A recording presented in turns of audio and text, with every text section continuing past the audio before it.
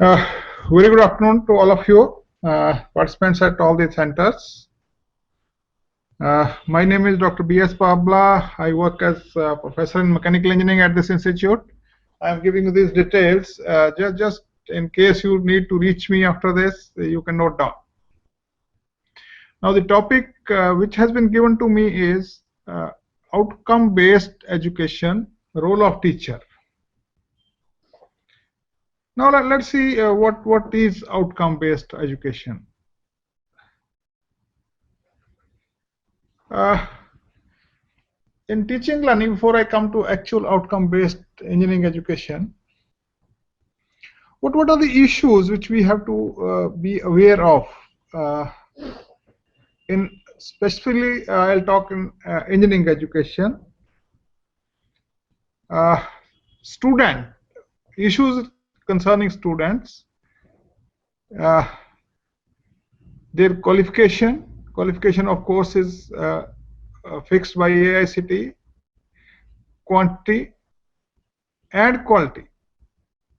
Student quantity, we want that all the seats should be filled, but at the same time we need to bother about the quality of the students we are getting, because many times people say that the quality of students we are getting is not good, so we are not producing good engineers. Whereas the other side of it is that we want everybody to join our program, our college. Maybe he is 40% he has passed with 40% plus 2, or he has still some reappears, some subjects which he has not cleared. We want them to come. So either we should have some criteria for entry into the engineering college, that okay, less than 50% marks we will not take, or we should have a mechanism once we have taken, of course, because for self-financing colleges there is the issue of student quantity also. So there we should say that okay, we will take them. We will take with little bit low quality students, students with lesser number of marks also, because marks them itself may not indicate the competency level or the intelligence level of the student. But we have a mechanism. We have a mechanism in the college that we will bring them at par with the good students, if not the best students, at least with the good student. Second issue is concerning faculty and staff. Qualification here means actually the quality of teachers. Now, as far as we are concerned, we say that the teacher has to know both what to teach and how to teach. A very intelligent person who may be knowing his subject very well, if he is not able to deliver in the class, he is not able to pass on the information to the class, he will be a failure. Similarly, if you do not know the subject itself, howsoever good you may be in the presentation, how to teach, you are not able to deliver, you are likely to fail in the class. So you should have the required quality and competency to teach. Teaching process, it should be transparent and it should be based on some system. Assessment is very important. Somebody said that if you want to change technical education system, you change assessment method. That is all. You change the assessment method. Everything else will fall in line. So if we are able to assess our students without any bias, objectively, then probably the system has to improve. It will work backwards and automatically it will start improving. Many people say that we are affiliated colleges, so we have to follow the assessment system given by the university, affiliating university. Agreed. The students should pass their examination also, but at the same time, they should learn. They should learn. They should be able to perform in the market, when they go out, they are employed. First thing is they should be employable. Courses, that is curriculum. It should be up to date. It should not be very old curriculum which we have not revised, and it should be relevant to what we want the engineers to be after passing the program. Facilities should be sufficient to perform the required experimentation, to deliver, to meet the teaching learning process requirements, and they should be up to date. They should be updated from time to time. Now, before we proceed further, let me tell you there is something called Washington Accord. Many of you may be knowing it also. So, what is this?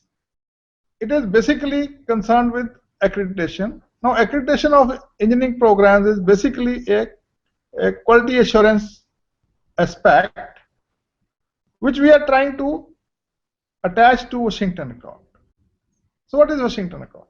Washington Accord, I want to tell you, is for BTech programs only. It is not concerned with UG, this diploma program and PG programs.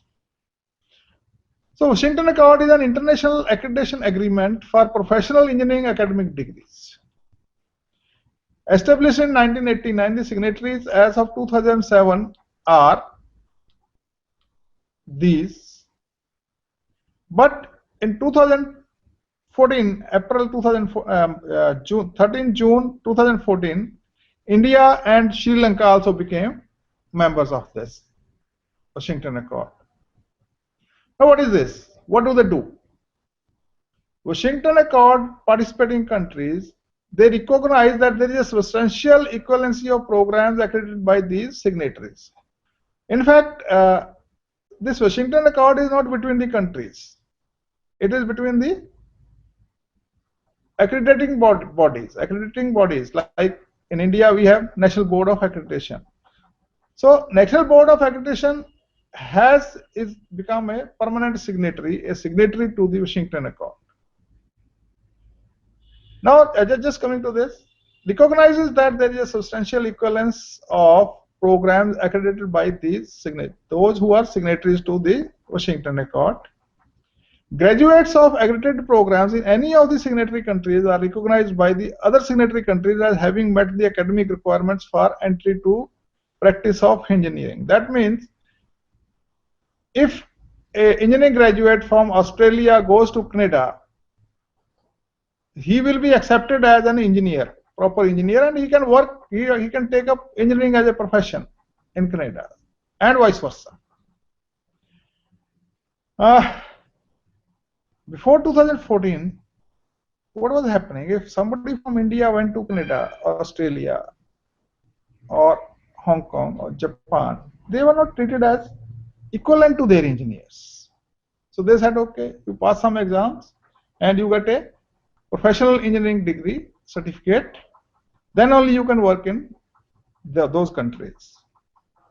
Whereas now, because we are a permanent signatory, we are a signatory to the Washington Accord, now our engineers who are passing from those institutions which have been accredited by NBA, not anybody else, so they will be accepted as full-fledged engineers in all those countries who are part of the Washington Accord. Now there is a rider to this. Okay, the following countries became permanent signatories in June 2014: India and Sri Lanka. Now, when I said India, in India, the students passing out from NBA accredited institutions, and I will say NBA accredited programs, they will be accepted in other countries as equivalent to having passed their degree. That means they should be employed straight away without going in for additional papers, additional examination in those countries. But there is a rider to this. National Board of Accreditation, they have divided the institutions in India, engineering institutions in India, into two parts. One is called Tier 1 Second is called Tier 2. Tier 1 are the institutions which have control over the design and review of their curriculum for that program, for a particular program. That means institutions which are autonomous bodies, institutions which are deemed to be universities, institutions which are part of the university, constituent colleges, they will come under Tier 1, whereas under Tier 2, all affiliated colleges will come. So as far as till now, as on today, only Tier 1 institutions are, the students passing from Tier 1 institutions are accepted in other countries. And this is after 2000, passing out from the after 2014. Now coming to OBE, outcome-based education. I will say outcome-based engineering education. Now the education system, what we are following now, or which we have been following, because now we are shifting to outcome-based engineering education. That was called input-output based system. What is that? Input-output based system was basically a teacher focused system. The focus was on the professor, what he is delivering.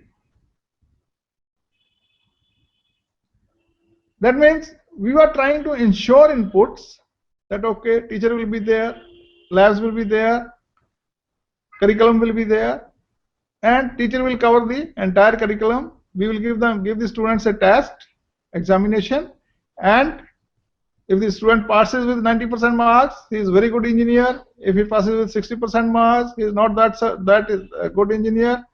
And if he passes by if he fails to pass, then he is not a fit person for engineering. So as I said, the system was teacher centered, because in the curriculum it is written that there will be 4 lectures per week. So what the teacher does, he takes 4 lectures per week and he says, I have done my duty, I have given the necessary input. We were not bothered. We are not bothered whether the students has gained something or not, whether the student has learned something or not. But then came outcome-based engineering education or outcome-based education. In outcome-based education, OBE addresses the following key questions. What do you want the students to have or able to do? That means we should first decide what is the outcome we want to achieve when they pass the program. When the students, after passing through going through the program of 4 years, what do you expect them to do? We have to decide. It is not open. It says everything we are doing is by design, not by accident. How can you best help the students to achieve it? We have put the target that my student will be able to do research work in mechanical engineering. Then how can you best help students to achieve it? What do we do it? Do I change the curriculum? Do I change my teaching learning methodology? Do I change my assessment system? Do whatever you do. Do whatever has to be done. But the idea is that whatever goal you have set, I have said that my student will be very good in air conditioning when they pass out. So do work in that direction so that the students are very good. How will you know that what they have achieved it? You see, we have set a goal. We have set what do you want the students to have or able to do. We have set that goal.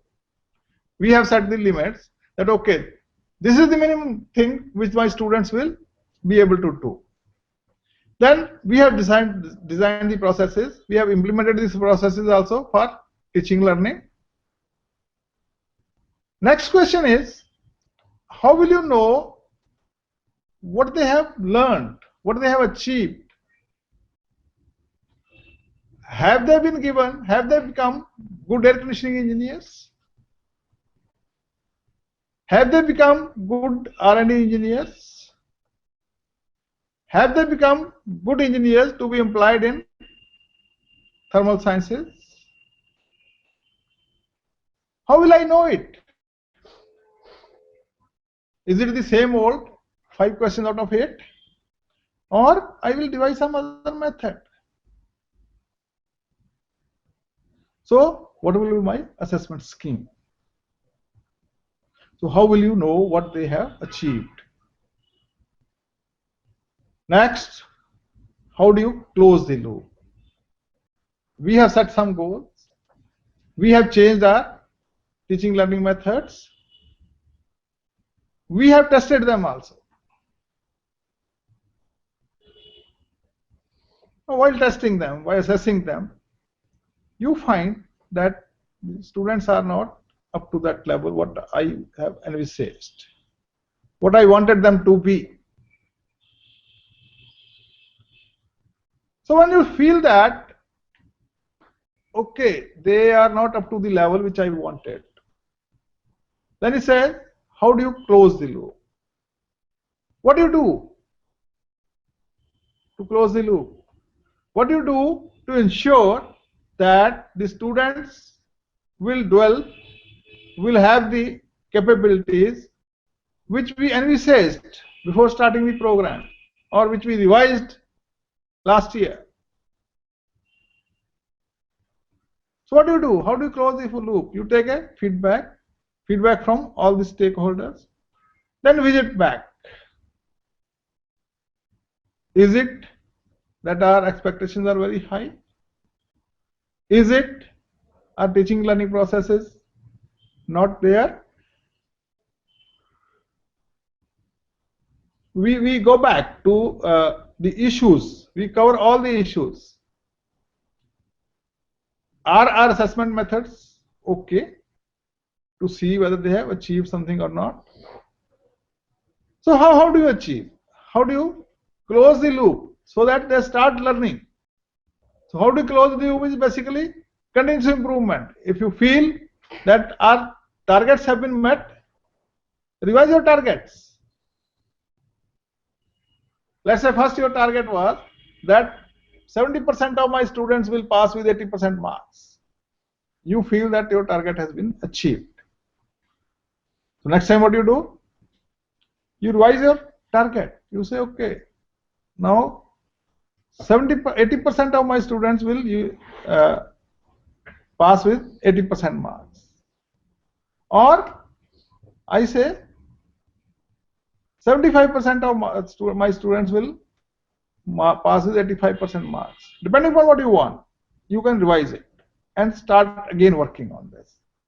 The idea is that students should have the desired outcomes. Now, at some place, somebody said, what is the system we are following today? He says, there are only few things which happen in the class. One is that the teacher speaks, students listen. Second is, teacher asks questions and students reply. Third is, teacher writes on the blackboard and students copy. They are not given a chance to interact. It is not interactive learning. It is rote learning. The teacher speaks, students go back to their houses and they remember it. They start remembering it and they accordingly produce it in the examination without thinking what has happened, why we have done it. So OBE, as far as OBE is concerned, it says You start with a clear picture of what is important to students to be able to do. First decide what the student is required to do, what he will be able to do after going through your 4 years program. OBE starts with that. It is basically a backward working. Then what you do? Organize your curriculum so that whatever he is required to do, the students is required to do at the end of 4 years, you try to give him the required inputs. Design your delivery system, teaching learning process, revision, assessment. See how you are assessing. So then organize curriculum, delivery, assessment to make sure that learning happens. Idea is that the student should learn. Deliverable is not a chapter that I have completed a chapter. Deliverable is what the students learn. What is the outcome based? What are the outcomes the students will have when they pass this program? Now there is a process. There is a process how OBE addresses the questions. How do we make a good program? First is, you see, we are not producing engineers or diploma holders for ourselves. We have a client system in our mind. We have a society. We have government, state government, central government, regulatory bodies, teachers, management, students themselves, who are affected by the quality of the program, who are affected by what we are producing. So first talk to them. Talk to the employers. What type of degrees holders you want? That means from the very beginning, industry needs to be involved. What services do we provide? Are we capable of doing this? What is required for this program? Or just for the sake of program? Because there is a lot of admission in mechanical engineering, so we will start a mechanical engineering program. It may not be, you may not be having the required resources for that. Resources in terms of laboratories, human resources, and other infrastructure. Do constituencies understand our objective? Constituencies means stakeholder only. Do they understand what we are doing? Or do we understand what they want us to do? What services, facilities, and policies must be present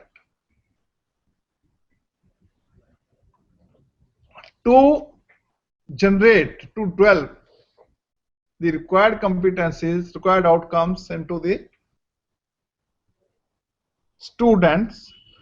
What services, what facilities, what policies must be present to decide? OB wants us to decide. How do we measure our results? Results are based on what? It is 5 out of 8, or more weightage is given to the project work, or do we have only end-term examination? Do we have different methods of measurement, at least for internal assessment? What are we doing? How do we measure? How do we use these results for CQI? CQI is continuous quality improvement. You see, we had set some goals.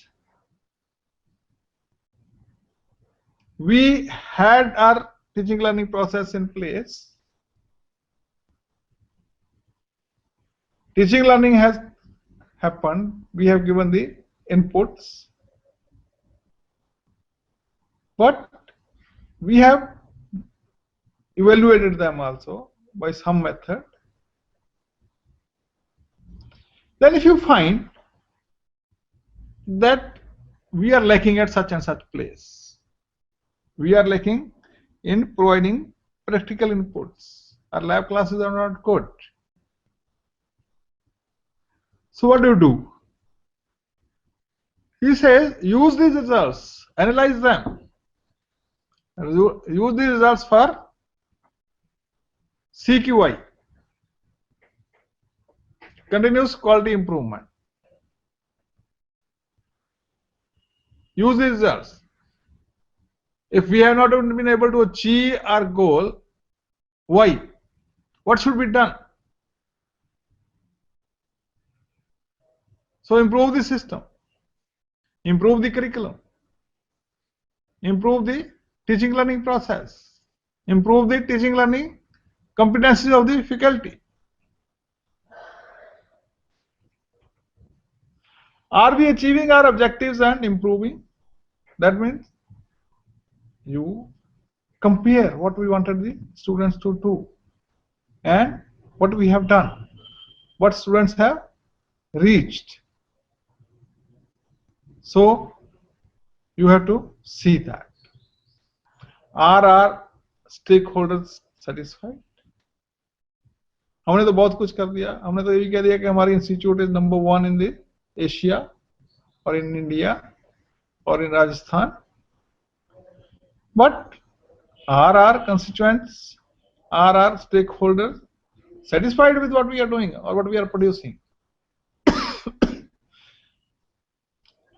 Is our client system satisfied? If no, what do we do? So based on what we have discussed till now, outcome-based education focuses on the student learning by using learning outcome statements to make explicit what the student is expected to be able to know, understand, or do.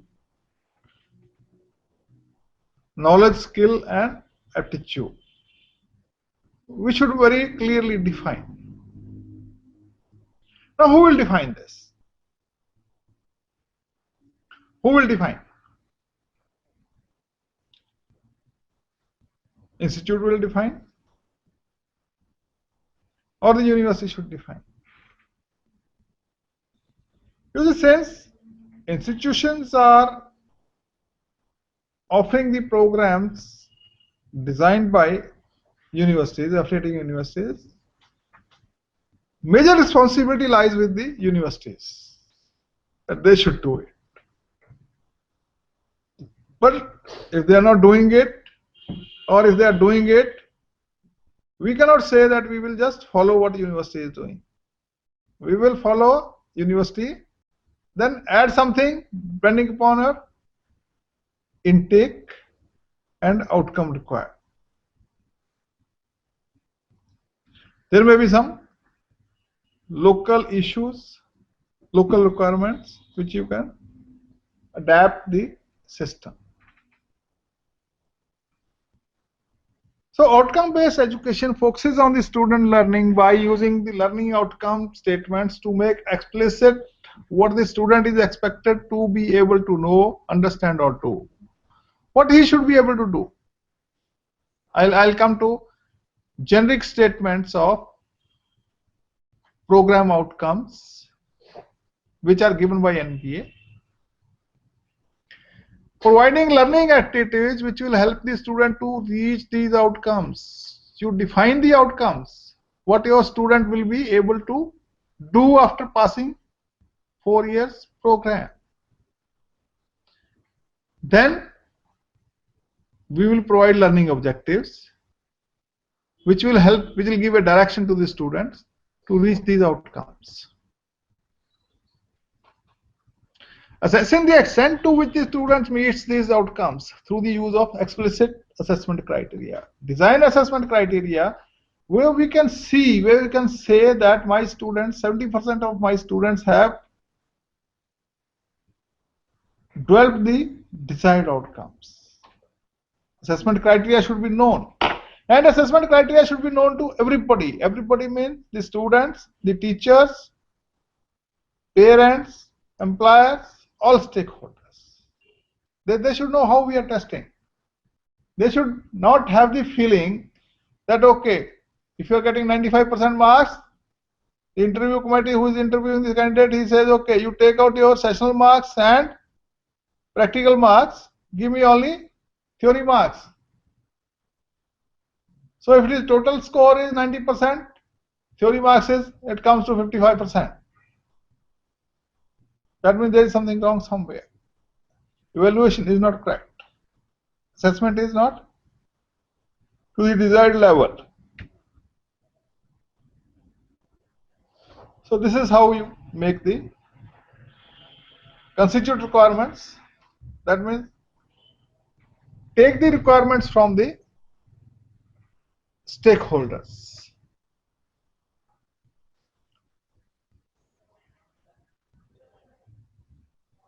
Make a curriculum which will help in attaining those outcomes. Constituent, that means stakeholder will say that, okay, you teach such things to our people, to your students, so that they are employable and they start contributing when they join their industry or when they come to the society as a whole. So what it does, you have the requirements from the stakeholders that, okay, we want that they should behave, they should not copy each other, anybody else's work. So what are we doing? How do we cover that aspect? So once you are ready with the objectives, what you want the student to be able to do. I am not interested, let's say, that my students will go to R&D work. I want that they will go to actual manufacturing workshop, production shops. So design a curriculum like that with probably lesser of mathematics, more of skilled work.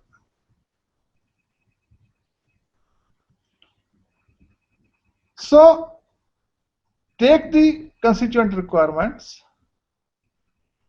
design the curriculum,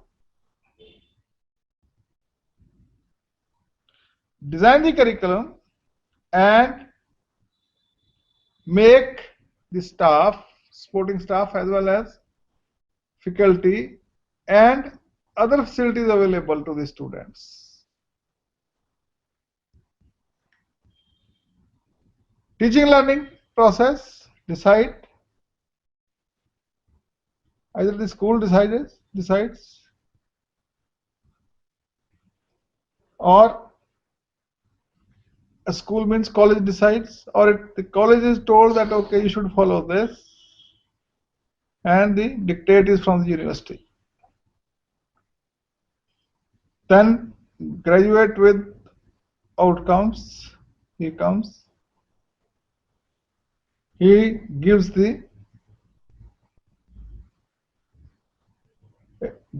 a chance to the management to see, to test how realistic their outcomes were, how realistic their objectives were.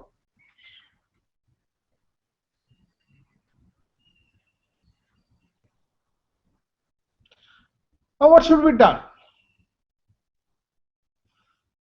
Implementation of OBE program.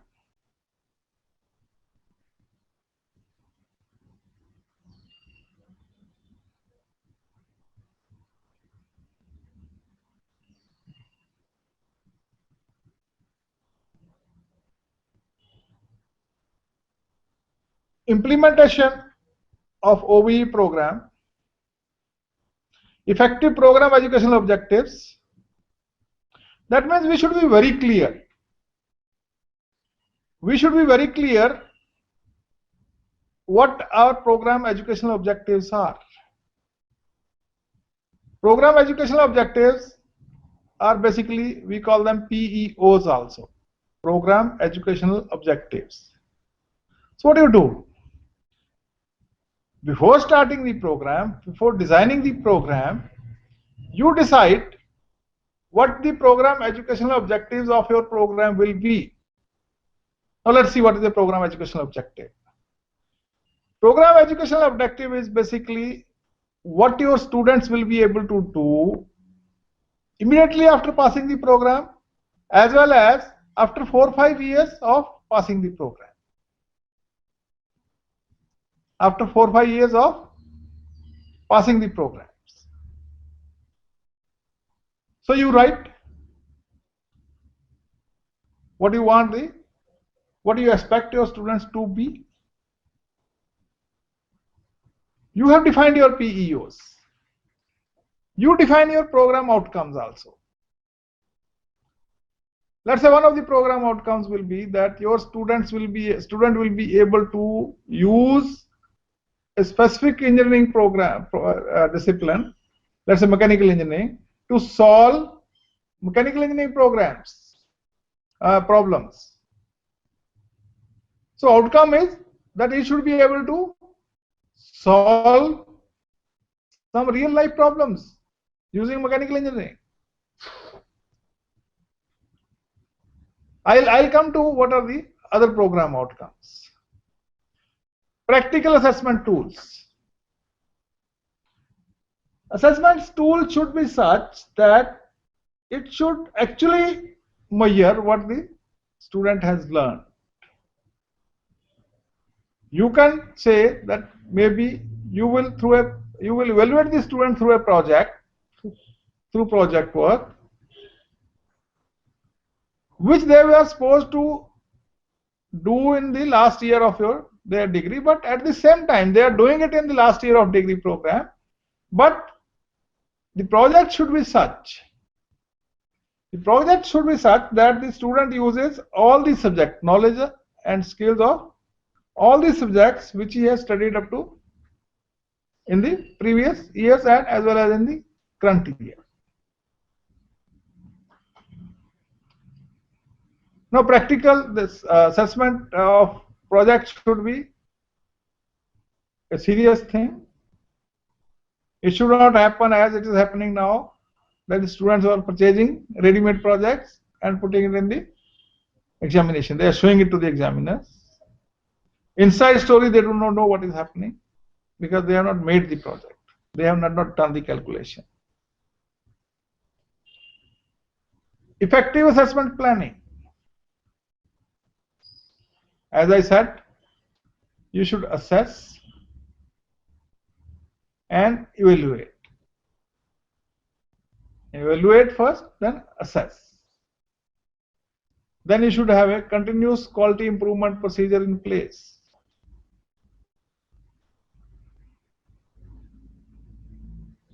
So that there is a continuous improvement. If we have failed somewhere, we should improve. If we have met the goals, we should enhance our targets. We should increase the level which we want to achieve. So when we talk of OBE curricula, outcome-based education curricula, it has program objectives, program outcomes, course outcomes, and performance indicator. Program objectives means PEOs, what I said, program educational objectives. Program outcomes, that means how to measure what we have set the goal. I want that my students will be a very good C programmer. How do I measure? It is just by giving a small program, small problem that you find the interest rate on such and such income, or you give them a real life problem, bigger project. Course outcome. Why I am teaching a particular course? Why should I teach mathematics to a mechanical engineer? What will he learn after going through the particular course? So each course will have the outcomes. That means what the student will learn after studying a particular subject, particular course, and how do we evaluate it? And performance indicators. How do we say we have achieved the outcomes? We have achieved the program outcomes or not? What are the program indicators? How do we say that, okay, now we have achieved it, so we should improve our targets? It is objective and outcome driven, where every stated is objective and outcomes can be assessed and evaluated. That means whatever you are writing, it is not vague. It is not vague, it is not just for the sake of writing. It should be measurable. It should be measurable. It is centered around the needs of the students and the stakeholders. So the program, the curricula which OBE follows, it is basically developed based on the stakeholders' requirements and the performance level, the skills, the outcome the students are required to possess, attain at the end of the program. As I said, every learning outcome in OBE is intentional. Nothing is accidental. So whatever outcome you are putting, it is intentional. It is after assessing the stakeholder requirements we have put it. So therefore the outcome must be assessed using suitable performance indicators. Because we have put a learning outcome that my student will be able to work as a team leader. Maybe it may be one of the requirements. How to test it? How to evaluate it, whether they have achieved the required level of outcome which is required or not. So we should have a suitable assessment mechanism, suitable performance indicators. If I want that a particular outcome has been achieved, I should have a performance indicator that okay, 70% of my students have the required skills, or 80% of my students are able to design a component with the help of a computer, CAD package. Program objectives address the graduates' attainment within 3 to 5 years of their graduation, as I said. Program outcomes, which consist of abilities to be attained by students before they graduate, are formulated based on the program objectives. I've been talking about PEOs and POs. PEOs are program educational objectives and POs are program outcomes. So program outcomes consist of abilities to be attained by the students before they graduate, are formulated based on the program objectives. In the end, we want that PEOs should be met, but POs, program outcomes, will assist in attainment of PEOs. Program outcomes address knowledge, skills, and attitudes to be attained by the student. What level of knowledge they should have, how much skill level they should have, and attitude to work should be there. Teaching learning method may have to be integrated to include different delivery methods to complement the traditional lecture method. It is not, it cannot be, it should not be a chalk and board only. You use the new tools in teaching so that the students understand. There are many things which we cannot show the students. But now with the help of the simulations, computer technology, ICT, we can embed those technology. We can embed many things into your lecture. You can integrate many things into your lecture so that the learning takes place. The student can see and learn. For example, if you want to show the inside of a IC engine, no, you will not be able to show it otherwise. It may not be available to in the workshop also, in your engine lab also. But now we have IC engines simulations where you can show how the system works, how a gearbox works, how a power plant works. We can show this to students. So you may have to upgrade your delivery method. Not only chalk and board, not only reading from a book. You should have a teaching material which should embed, the different technology available. And you need not be reinventing the wheel. There's a lot of material available. On the internet. So take that material. The only thing is, don't go to the class without reading that material, without understanding that material, without adding your experiences to the material available.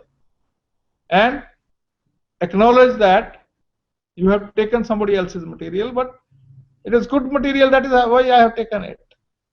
And when teaching, I will add my experiences, I will explain the things.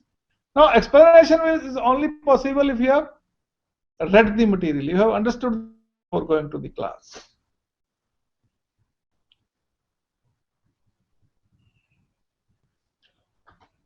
We'll come to it.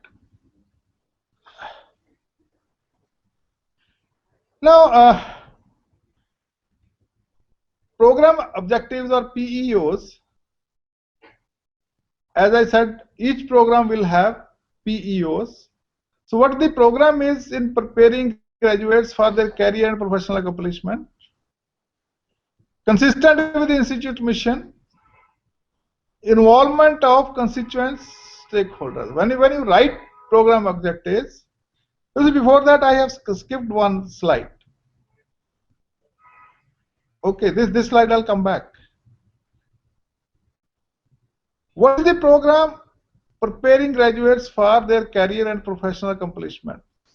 What the program is doing? What do we expect the students after passing the program, or after 3-4 years after passing the program? It should be the institution's mission and consistent with the institution mission. And when you write PEOs, you have to involve stakeholders into it. Let us come to the previous slide.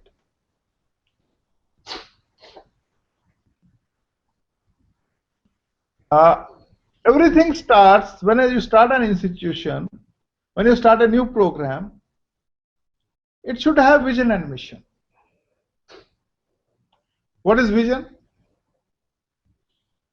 Vision is basically a overall statement, long-term planning, what you want to do, what your institute wants to achieve. There are catchy words in it: world-class institute, excellent institute.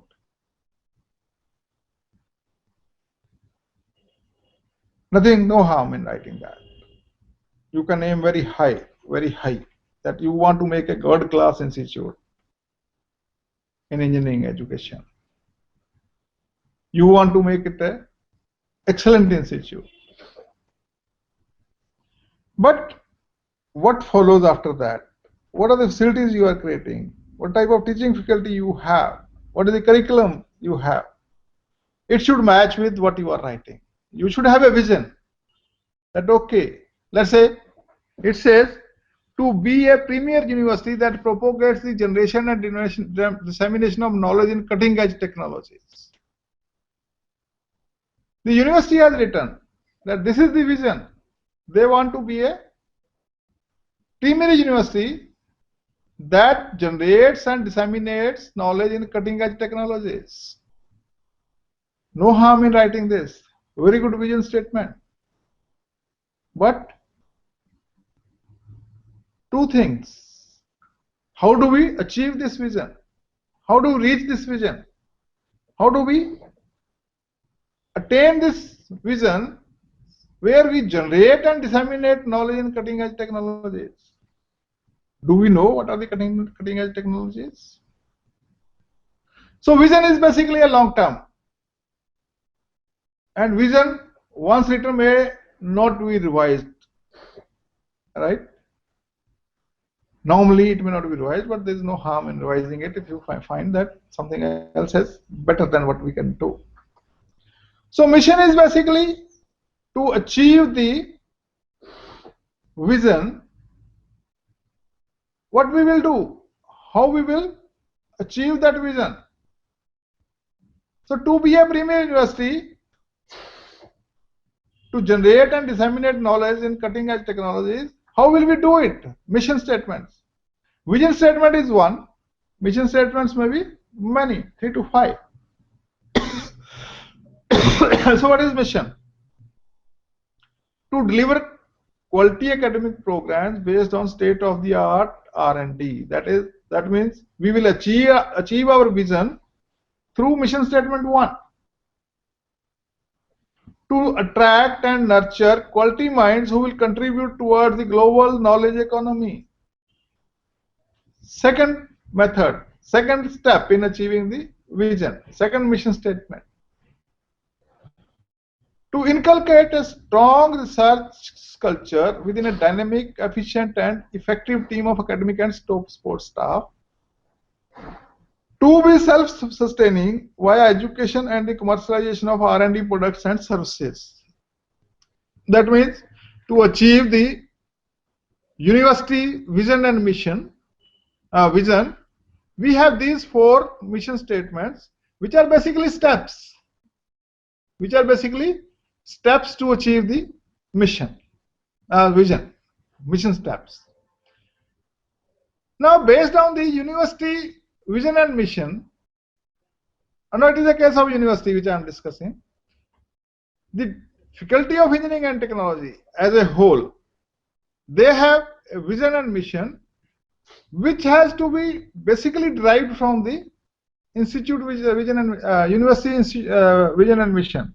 Institute vision, mission and vision is bigger, whereas Faculty of Engineering and Technology is, let's say, one department, one school of engineering, which the vision and mission of the Faculty of Engineering and Technology has been derived from vision and mission of the university itself.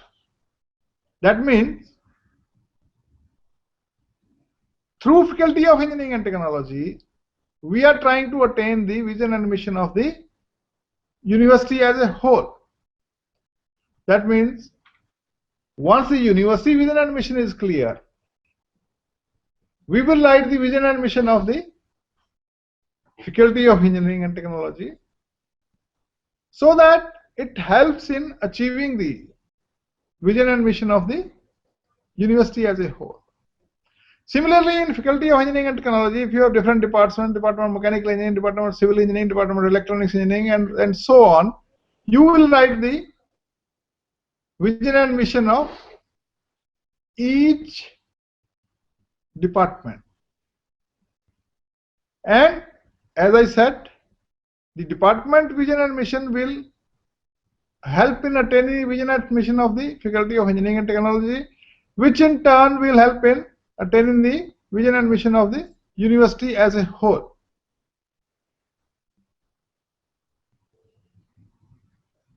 So this was a vision and mission. As I said, program objectives discussed, program outcomes.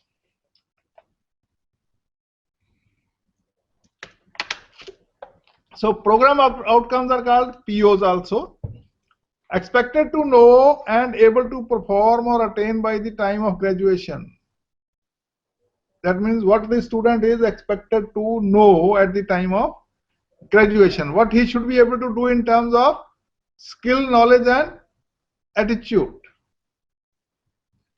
One important thing about program outcomes is that they are defined at the time of graduation. PEOs, program education objectives, are after 4 or 5 years of graduation, whereas POs are at the time of graduation, and they have to be measurable. They have to be quantitatively measurable, or they have to be, if you are not able to measure quantitatively, you should have some rubrics for measurement of this.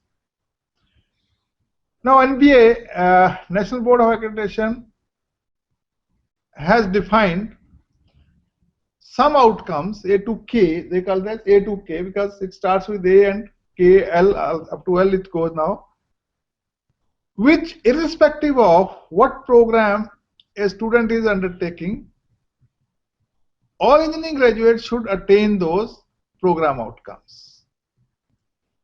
I'll quickly go through it. As I said, National Board of Accreditation is a body which accredits engineering programs. There is another body in India that is called NAC, NAAC, National Assessment and Accreditation Council, which was basically meant for universities. NBA is exclusively for engineering programs, pharmacy programs, management programs, and let's say some programs under this like MCA, etc. Now there is a difference between what NAC does and NBA does.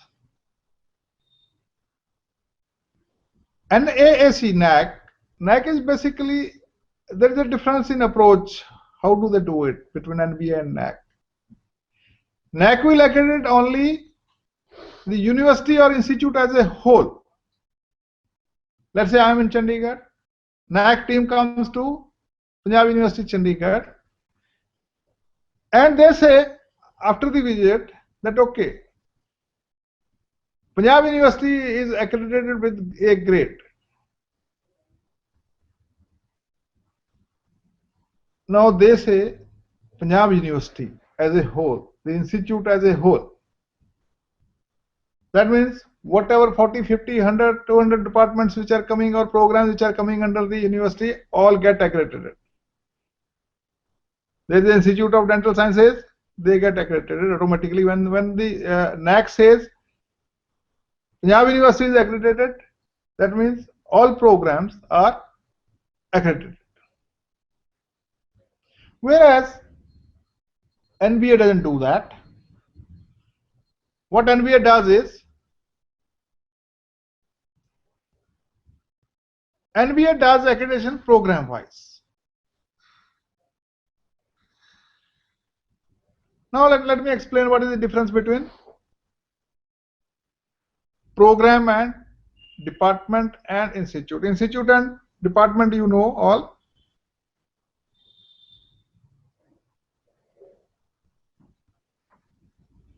Let's say there is a department of mechanical engineering in your institute. Now the institute has many departments, so mechanical is one of them, and mechanical department may be offering more than 2 programs. Let's say a very simple example. A mechanical department may be offering a program on UG program in mechanical engineering and PG program in mechanical engineering. When NBA teams comes to your institute for which you have offered that okay, we want to get PG program in engineering, in mechanical engineering accredited. So they will accredit only PG program. They will not ask anything about UG program. So it is not even the department. Just see the difference between NAC and NBA. NAC will accredit the institute, the university as a whole, whereas NBA will not even accredit a department. They will accredit a program, UG program in mechanical engineering. Mechanical engineering department may be offering 2-3 programs. UG in automobile engineering, UG in production engineering, UG in mechanical engineering. But the program which has been inspected, which has been visited by the team, so that is the difference between NBA and NAC. Now NAC people visit engineering colleges also, deemed universities also, but NBA will visit only technical programs. Now let's say what are these are called graduate attributes, engineering attributes or program outcomes. Every engineer who is passing through the program, who is passing through any engineering program, just see when we go through these engineering attributes, we don't talk about any program, any engineering specialization. We say one of the engineering specialization. Just see, it is engineering knowledge, first attribute, first outcome. Apply knowledge of mathematics, science, engineering fundamentals, and an engineering specialization to the solution of complex engineering problems. That means an engineering passing from your institute should be able to use, should be able to apply knowledge of mathematics, science, basic sciences, fundamentals of engineering, and an engineering specialization to the solution of complex engineering problems. At this stage, I want to ask a question. Why do we need engineers in this society? What will happen if engineers are not there? You see, engineers are doing a job which affects the lifestyle, comfort, and safety of others. Engineering, they say, is not a job, it is a profession. It affects the lifestyle, safety, health of human beings as a whole. If you look around yourself, you will find that whatever you are doing, it is all engineering. So, irrespective of the discipline, the branch your student is studying, he should be able to apply knowledge of mathematics, science, engineering fundamentals, and an engineering specialization to the solution of complex engineering problems. Now, the topic I was given, I was told by the coordinator that what is the role of teachers in this? Role of teachers in the outcome-based education. So it says engineering knowledge. The student should be able to apply mathematics, science, engineering fundamental, and an engineering specialization to the solution of complex engineering problems. What is the role of teacher in this? Teacher should tell. A mathematics teacher, a physics teacher, a chemistry teacher, an engineering teacher, he should tell why he is studying, why he is teaching these things to the student, where he will use it. Why should mathematics be taught to a mechanical engineer? The teacher should be able to tell the application, and when he is teaching, he should tell where he will use. We should be able to test it also. We should be able to make the assessment and evaluation also, so that to see whether he has attained this outcome or not, whether he has dwelt this graduate attribute or engineering attribute or not. Second GA, graduate attribute or engineering attribute, is problem analysis. And engineering has to be given inputs that he is capable of solving he is capable of analyzing the problems. So problem analysis says identify, formulate, research literature, and analyze complex engineering problems, reaching substantiated conclusions. Very important. Substantiated conclusions using first principles of mathematics, natural sciences, and engineering sciences. That means he should be able to identify problems. From the general identifications, from the general description of the requirements or the problem, he should be able to convert it into an engineering problem and solution. He should be able to know what literature is already available. He should be able to review the literature and see if somebody else has done the similar work, because there is no use of reinventing the wheel. Analyze complex engineering problems, reaching substantiated conclusions. Whatever conclusion he is giving, he should have a basis to explain. He should not say that this happens. He should be able to explain how this is happening and why this is happening. I normally say, I tell my students that engineering is why only. Something has happened, that is okay. Why it has happened? Why not the other way? If a graph was going up, why it has suddenly started coming down? That is engineering. That we have to tell how to analyze the problems, how to come to conclusions which are based on the facts, rules, basic engineering sciences, mathematics. Design and development of solutions. Design solutions for complex engineering problems and design system components or processes that meet specified needs with appropriate consideration for public health, safety, culture, societal, and environmental considerations. Engineers should design, give new solutions, develop those solutions for simple as well as complex problems, and they should be able to design system components or processes that meet specified needs with appropriate consideration for public health. You see, whatever engineers are designing or developing, they have to be used by others. And engineers will not work in isolation. They have to work in society. So they say whatever they do, whatever they design or develop, that should have a consideration for public health, safety, culture, society, and environmental considerations. So how do the teachers come here?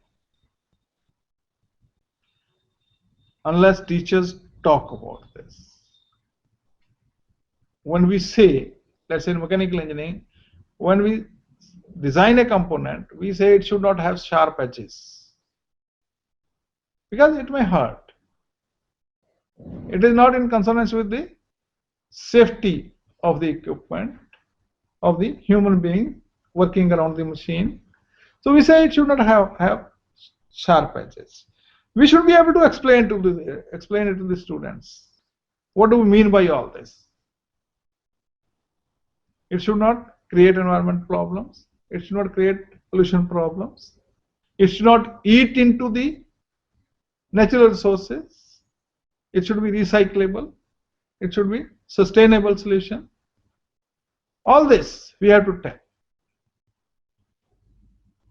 Fourth GA is conduct investigations of complex problems using research-based knowledge and research methods, including design of experiments, analysis and interpretation of data, and a synthesis of information to provide valid conclusions. Scientific method of investigation of complex problems. And he should know how to have minimum experiments. How do we design the experiments? How do we analyze and interpret the data? You see, just doing the experiment doesn't help. You should be able to analyze the experimental results and interpret the data and give a valid conclusion from the data that, okay, if this such and such is happening, this will be the reason.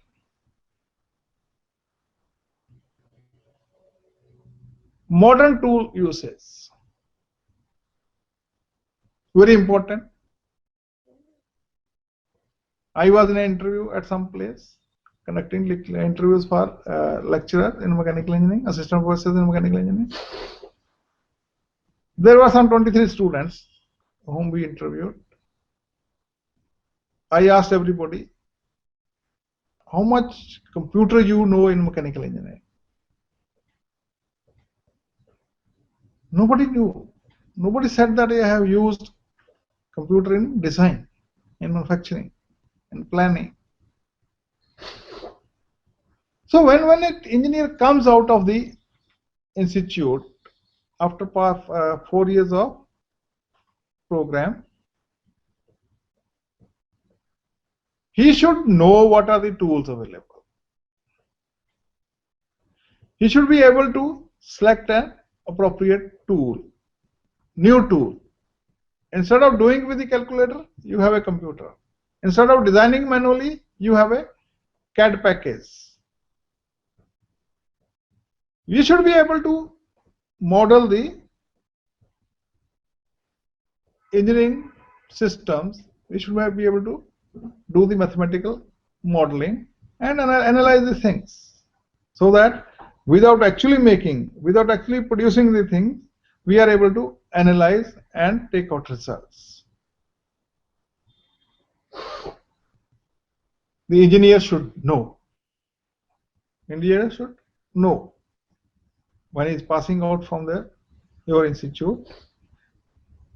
Now, what is the role of teacher in this then? In modern tool uses. One is the teacher should know the tools available. They should procure tools in the institute, and they should integrate it into the subject.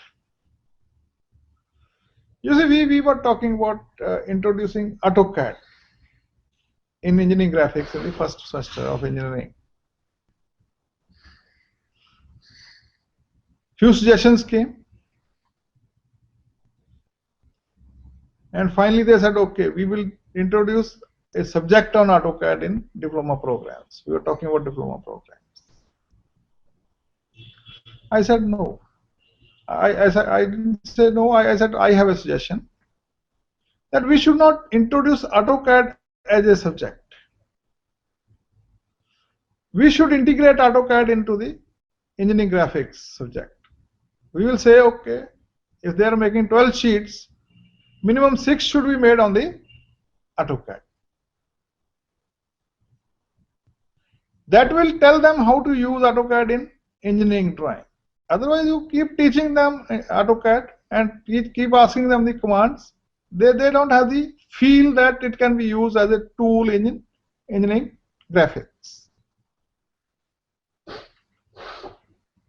Similarly, we had a case where somebody wanted that we should introduce finite element analysis in the BTech program. No harm. No harm in introducing finite element analysis in BTech program. But at the cost of what? It is probably an advanced subject. So you have to introduce at the cost of some basic core engineering subject, which may not be advisable. So what we suggested, that okay, don't teach FEA to the students, but use FEA, finite element analysis tool, into your curriculum, in your machine design subject itself, so that students know how to use it. And if there are some students who are very keen on FEA, give it as an optional subject. Give it as an optional subject, elective subject, so that you can teach it.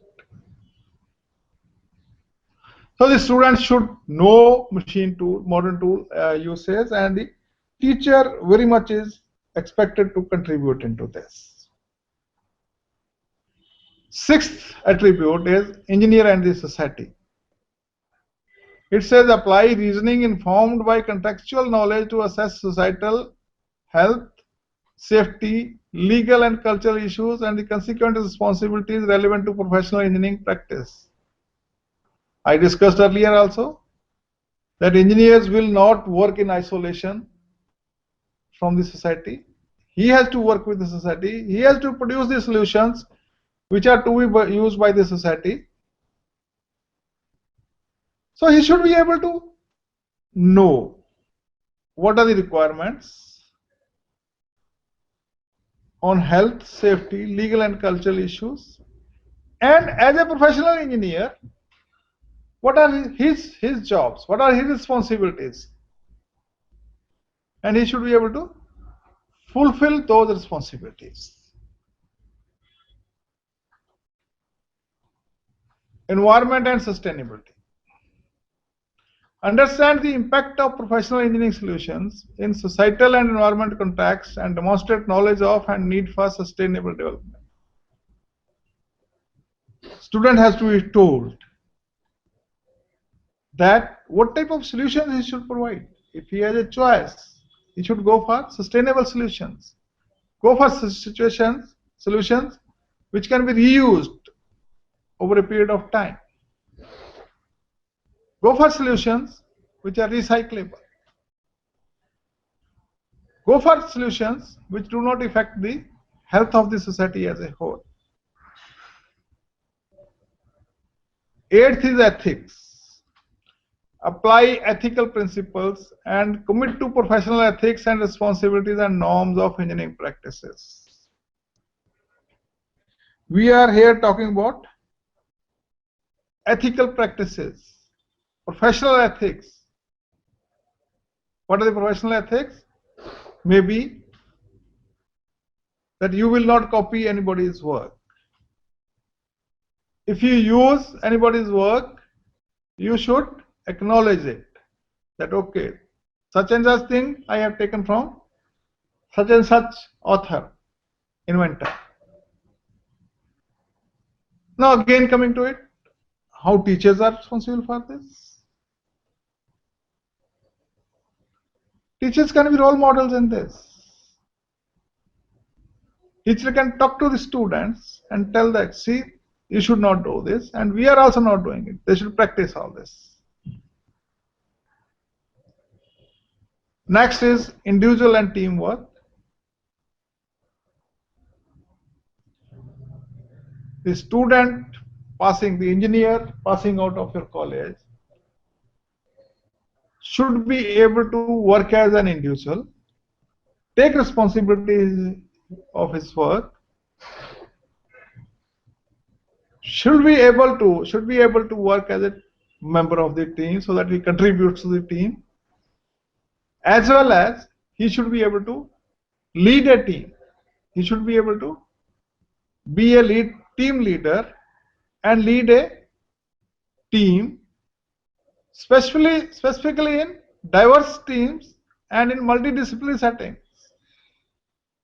You see, these days and the times to come, plain mechanical engineer, plain computer engineer, electronics engineer, they are likely to cease to have any importance. A mechanical engineer should know mechanical engineering. At the same time, he should be able to work in multidisciplinary teams, because no product which a mechanical engineer is producing is complete without computer and electronics and electricals. So he should know what are the implications, how to integrate his work with other disciplines which are required for completion of the product and functioning of the product. Communication. Communication is very important. It has become very important. What we are seeing,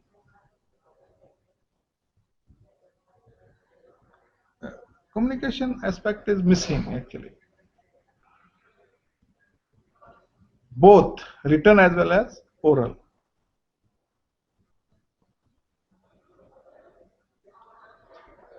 The teacher has a big role to play here.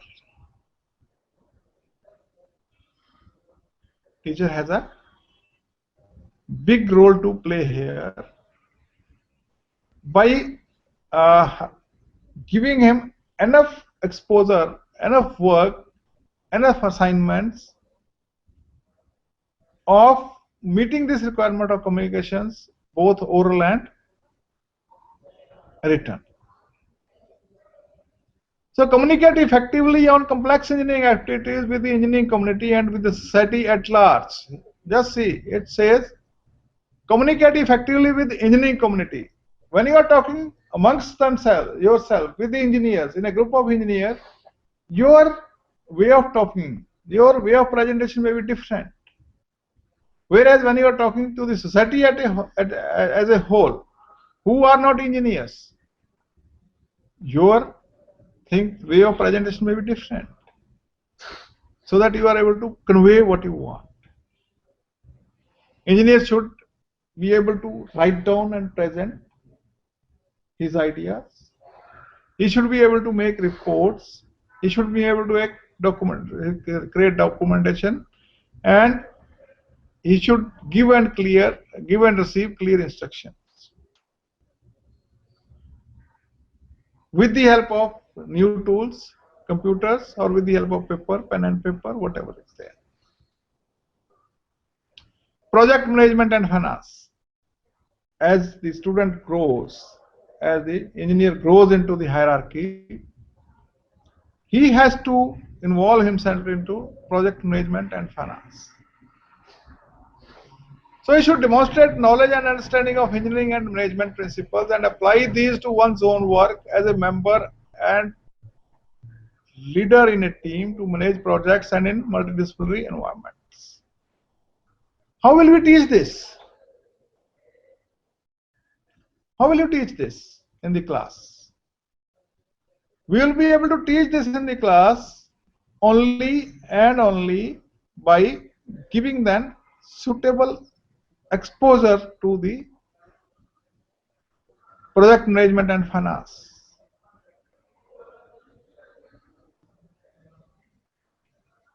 So give them assignments,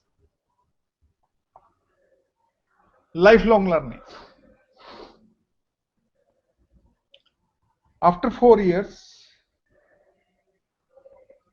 of teaching in the class, it is not the end of the learning. We should give an exposure to the student that lifelong learning, self-learning is very important. Self-learning is very important. So recognize the need for and have the preparation and ability to engage in independent and lifelong learning in the broadest context of technological change. That means we should give him assignments, we should give him projects which will help him in lifelong learning. Lifelong learning, so that he is able to learn new things. He can keep himself abreast with the technological changes. He can adapt new things. He can learn and apply new things. So these are the basic engineering attributes which need to be taught, which need to be developed into the degree holders, to the engineering degree holders, where the teacher has a role to play.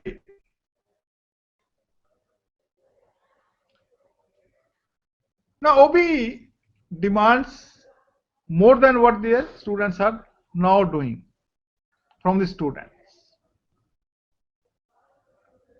What is this? This is that the students have to play an active role into the class. Must come prepared for each class.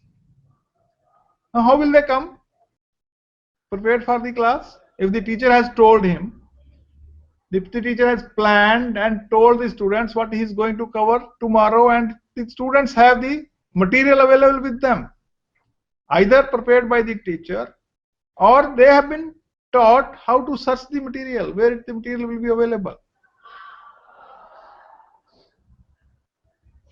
Actively participating in the classroom teaching, taking risks, learning from instructor, classmates, or other places. He should have ethics. He should be committed to continuous improvement. Now these are some of the assessment tools which can be used in P, where it is a P, it is program, C is the course.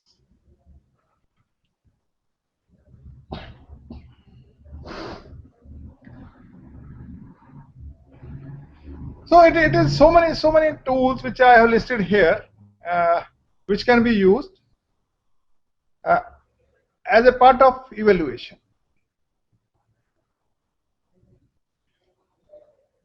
So I'll not go into this.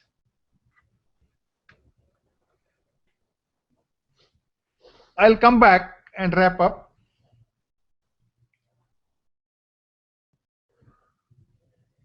This outcome-based engineering education is basically a student-centered system where the focus is on the student, what the student should learn. And whatever you have to do that, whatever you have to do for making the student learn, you should do. You should change your curriculum. You should change your teaching learning process. You should change your evaluation process. But the idea is, the aim is that the student should learn. The focus is student. And to say that student should learn, we should have a system in place where we can test whether the students have learned or not. So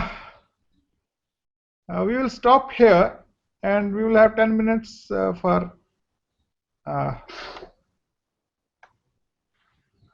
the question answer.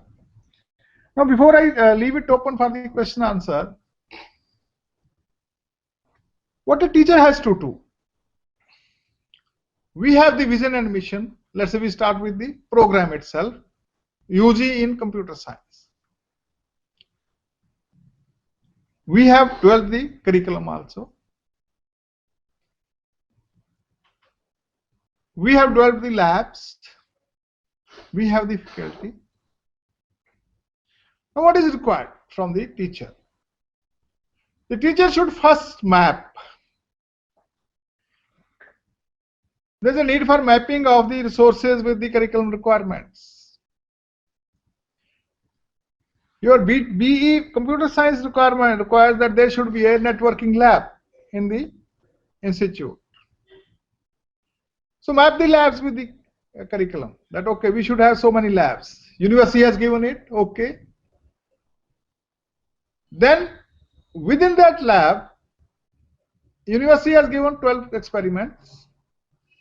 Map the equipment available with the experiments, whether you have it or not. If there is no equipment available for a particular experiment, try to procure that equipment. If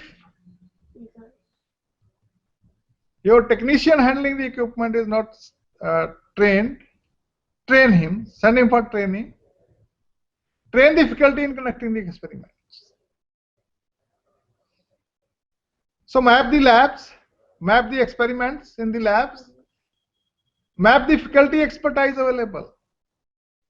We want that we have a subject on, let's say, cloud computing in the curriculum. So what we have to do? We have to see that there is a teacher available who can teach cloud computing, who has expertise in cloud computing. Otherwise, there is no use of keeping that subject. Subject has been kept by the university, so we have to make it sure that we have to ensure that there is a teacher, there is a mapping of the teacher expertise with the requirements of the curriculum.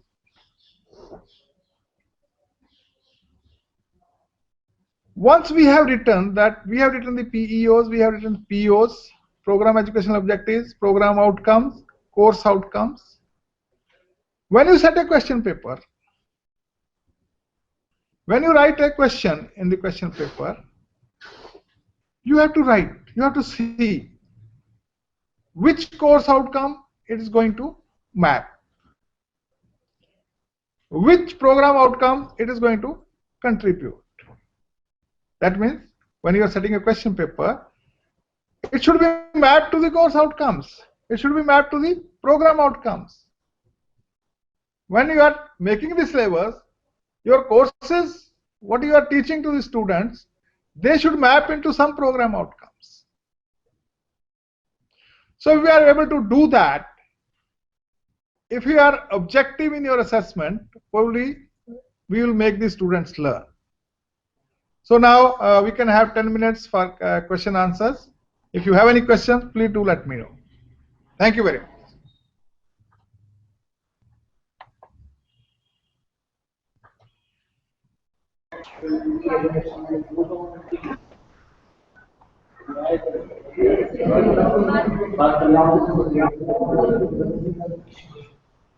Hello. Yes, please. Hello. Yes, sir. There is a question. Hello. Yeah, tell me please. Is it audible? Yeah, audible. Hello, sir. My question is, how do we correlate this topic in planning and management as a faculty? Pardon?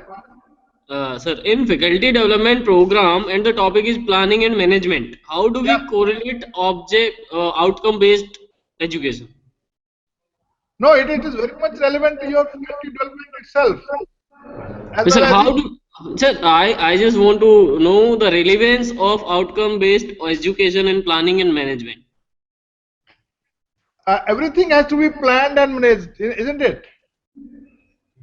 Your program, your curriculum, everything has to be planned first. If you don't plan well, and if you do not plan as per the requirement of the system, what the system needs now, how do we, how would you implement and manage the Okay. system?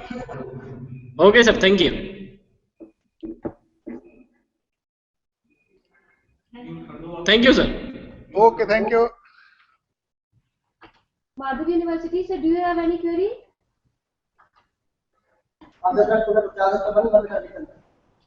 नहीं पक गया होगा कितनी डोरी काटने की है ये तो नेट की डोरी है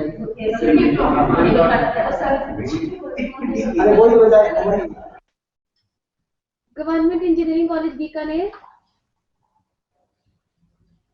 Sir, any query from your side?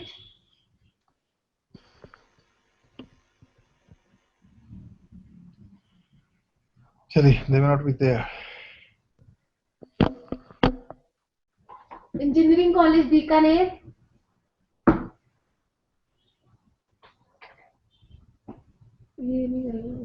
No?